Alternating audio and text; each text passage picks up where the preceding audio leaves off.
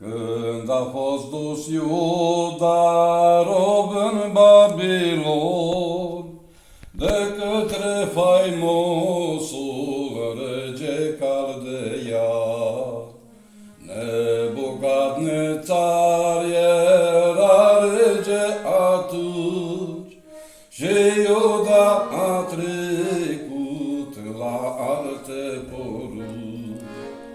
Dar erau acolo oamenii Domnului, prorocul Daniel cu tovarășii lui.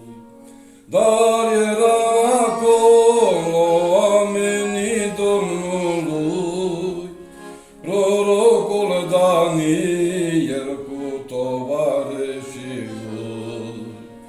Ei erau neclintiți în poruncile lui, poruncile Domnului Dumnezeului, care au fost date pe muntele Sinai de către Dumnezeu poporului său.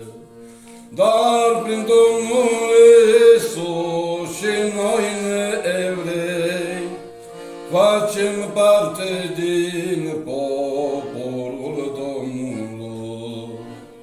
Dar prin Domnul Iisus și noi neevrei facem parte din poporul Domnului.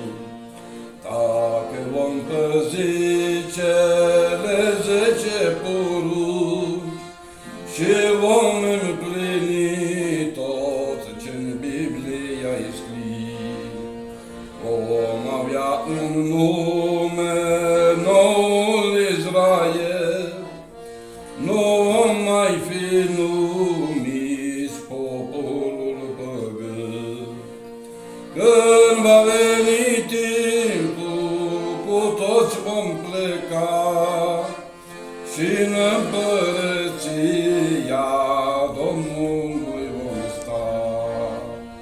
Când va veni timpul, cu toți vom pleca și în împărăția Domnului vom sta.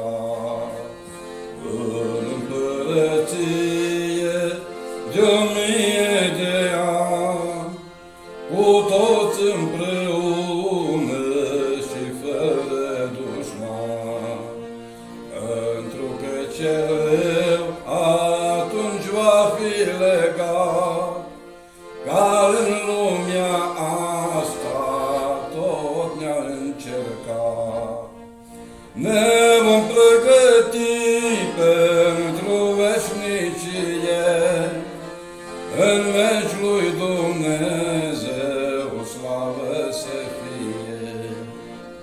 Ne vom pregăti pentru veșnicie, în veci lui